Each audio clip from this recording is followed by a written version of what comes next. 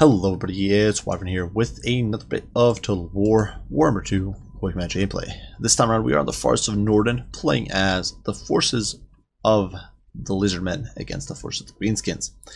And now obviously in the last patch, Lizardmen did get quite a hammering of nerfs. The Ancient Salamander is way weaker than it was, thank God. But one of the units that didn't really get nerfed, and there were quite a few, Thunderous Ones, Star Chamber Guardians, etc. did get nerfed quite a bit, or took big cost increases. But one unit that did not get nerfed was Croak, or he did get nerfed, plus 100 gold and minus 10% damage. Basically irrelevant nerfs. So that kind of annoys me. And so going into this match, one of the things I wanted to do is not run with Croak. I think Croak is still overpowered. I think he's just too good again at clearing out mobs of elite cav or the infantry.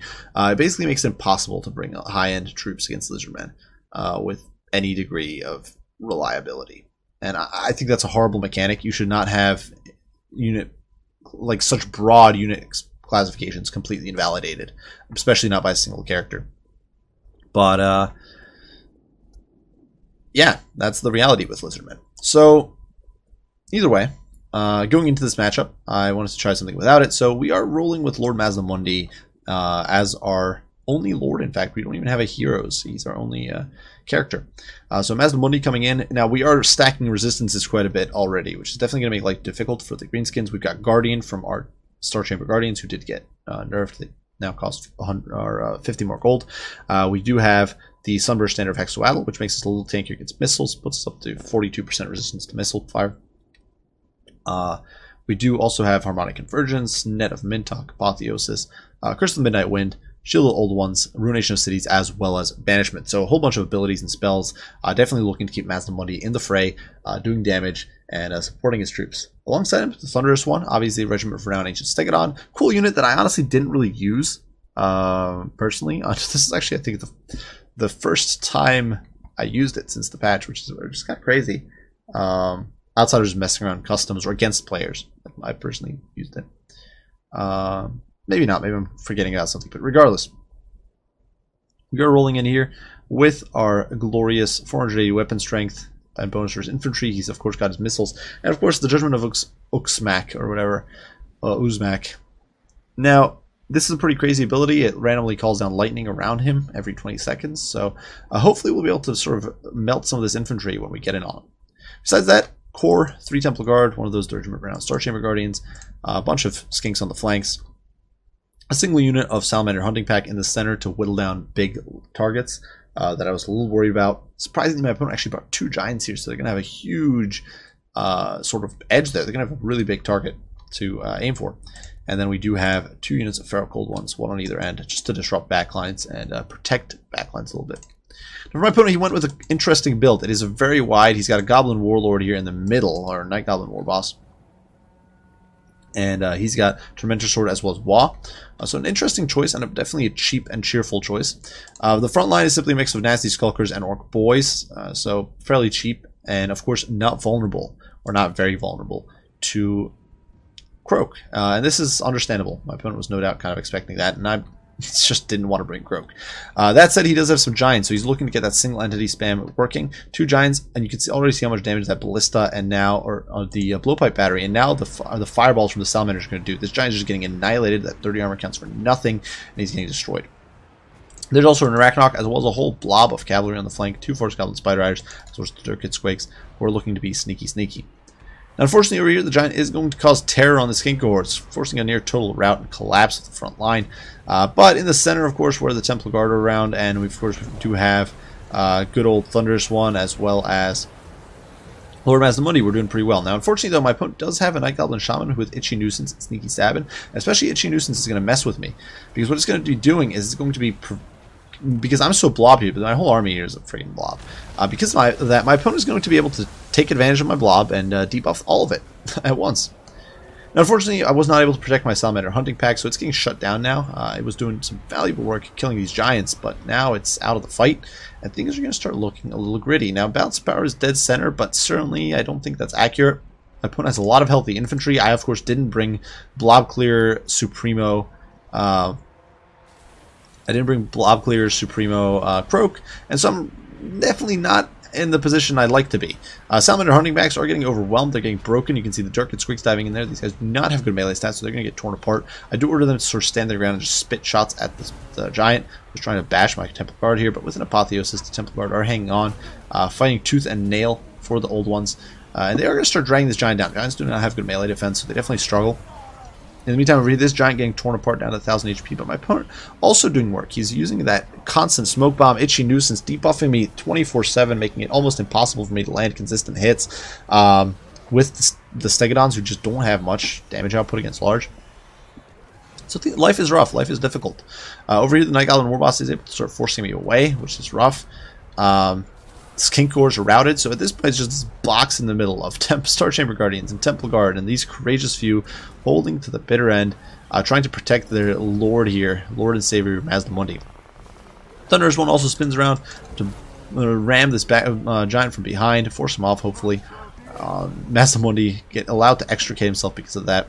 And things are definitely looking rough. We do get a nice shield of the old ones going down, protecting our boys and keeping their leadership up, and actually managed to force around these orcs, which is actually very important because now, hilariously enough, essentially the front lines have changed. So originally I came from this side, I'm coming from this side, and all my boys are blobbed up. And we've also forced a rout in both of my opponent's giants. Now sadly I don't have the tools to chase them. But we did manage to rout them off. The Feral Cold Ones here rallied and intercepted the Force Goblin Spider Riders, which is great because we're going to be able to tie those spiders down. My opponent is too busy trying to chase down the Salamanders, but he's getting distracted. And now the Salamanders can turn around and start melting these Spider Riders, just annihilating them with those gobbets of flaming spittle and turning them to mush. Elsewhere in the meantime, now Mazdamundi using an Apotheosis to try to save his own self. The Arachnarch Spider, well, still very healthy, which is really troubling because the Arachnarch Spider is one of the last sort of big threats here, and it's actually a huge threat, especially the Mazdamundi as well as the Thunderous one. But Tormented Sword does go down. Sure, it's locking us in place, but we are able to get a beautiful Ruination of Cities and sort of just dragging our opponents into the muck here. And you can see Banishment is about to go down on this blob of trash, and we are going to be able to hopefully at least melt off some of them. And you can see it's doing some damage. Obviously not going to do very much to the giant or the spider, but hey, at least it breaks off all these troops. And Mazdamundi is able to rake in some kills. He's up to 124, and he got like 60 of those in this last little cast. Unfortunately, though, the Thunderous one is kind of trapped there, so definitely is a little rough. The Giants doing some good work, and unfortunately Mazdamundi very close to routing. He does manage to tear out these orc boys, but, well, not routing, but dying. He's just very low on HP. Temple Guard are able to catch the Night Goblin Warboss, which is important, but unfortunately the Giant is still working on me, so poor Mazdamundi just needs to run. Hitting himself with an Apotheosis, which means the Thunderous one is not getting Apotheosis, and it's kind of wasting its lightning around itself when Giants, like, it's not going to do anything really to Giant or Arachnarch or whatever. Over here in the meantime, you can see the Salamander hunting pack getting caught out by the 8-beak loonies, which is a little annoying. I was trying to force path the Salamander hunting pack to get in on these Giants because they're such a huge threat. At this stage of the game, we've removed my opponent's cavalry for the most part, which is great. We managed to chase them off. My opponent does still have the Dark Squigs all the way back here, but the other unit of Spider Riders is completely gone, I think. Oh no, it's all the way over there, but they're so low on leadership at this point they'll tear out. And the other unit is all the way out here in the back, trying to come back, but also very low on leadership. And now the flaming spittle is coming in, melting this giant, dropping it to 43 HP. It's just going down like a 9-pin here, holding on because of its leadership. It's insane how good the leadership on Giants is.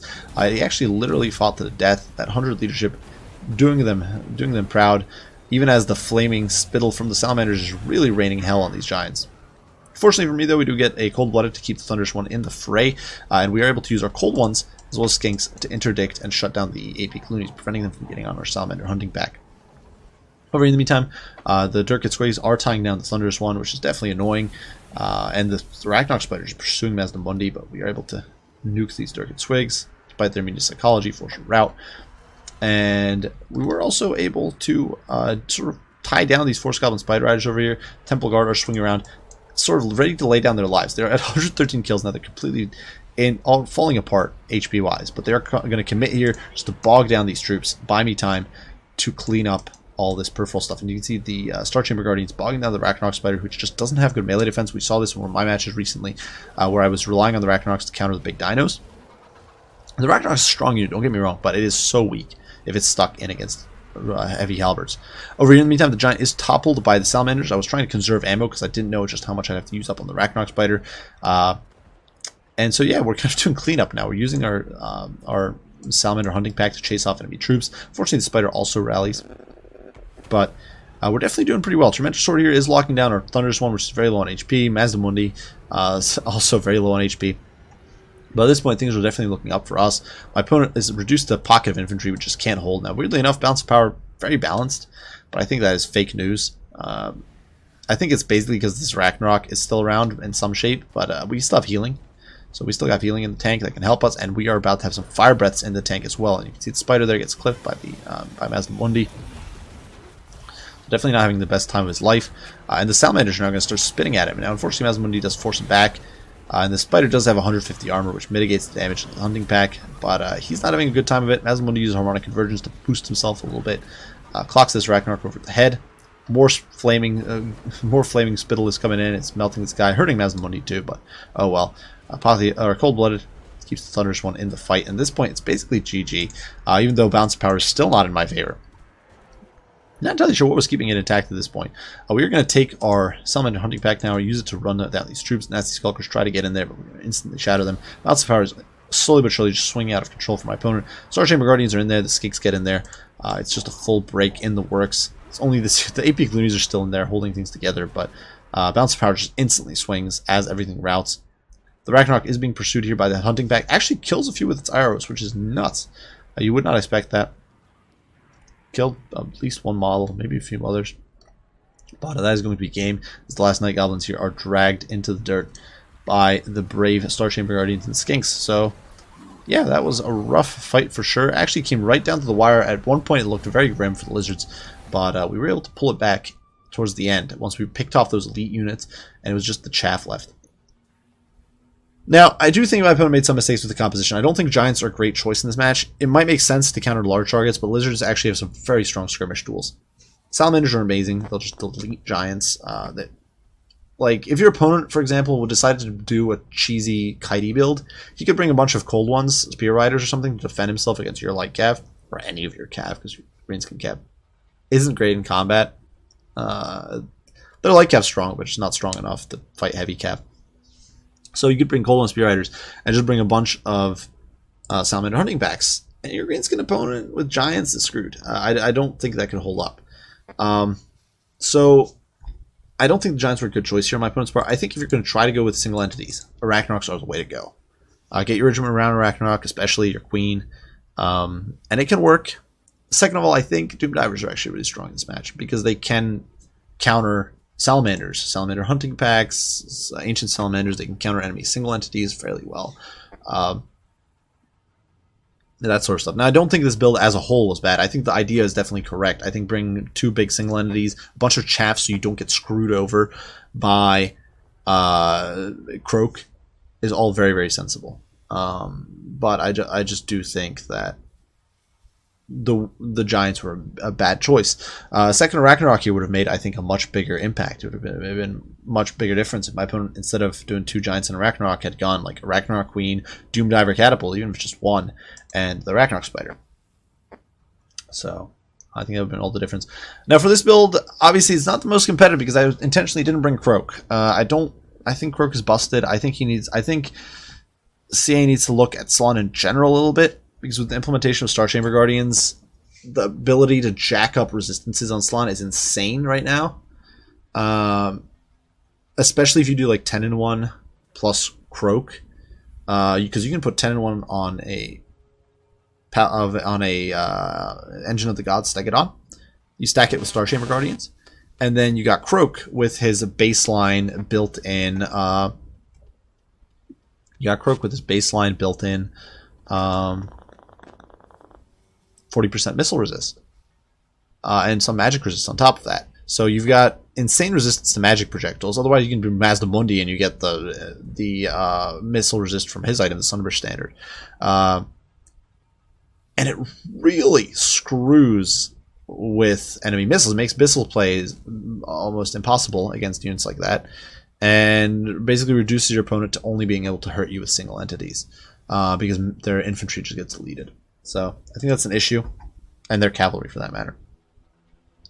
You just jack up your resistances too much. I think CA needs to go back and look at the resistances and perhaps just take reduce those Slann Mage Priest resistances, bring them down to like 30% missile resist or something, from the 40% they're at now, because it made sense before when we didn't have Guardian, when we didn't have these crazy ward saves, but now I don't think it's good. But yeah, either way, it was definitely a fun match. It was cool to see the Salamander still performing great against the Giants. Temple Guard performing amazing as well.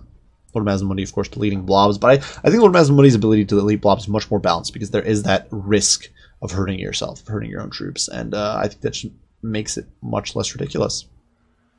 Just because I do hope you guys enjoyed the video. I hope you found it entertaining and fun, and hopefully gave you guys some ideas. Or like I said, I do think this is actually a pretty good Greenskin build. I just think the Giants were misplayed. So honestly, that if you're looking for suggestions on builds if you're against Lizards, which I think is a bad matchup for Greenskins right now, this I think is actually not a bad template.